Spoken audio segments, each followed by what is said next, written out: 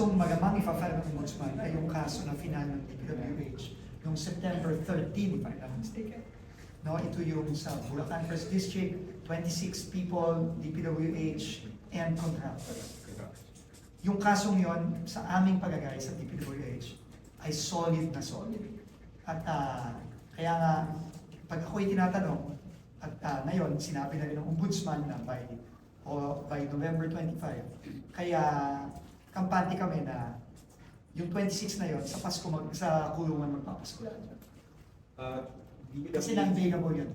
DPWH engineer, may mga 20 DPWH personnel and 5 contractors, including Sara Vizcaya. kilometers.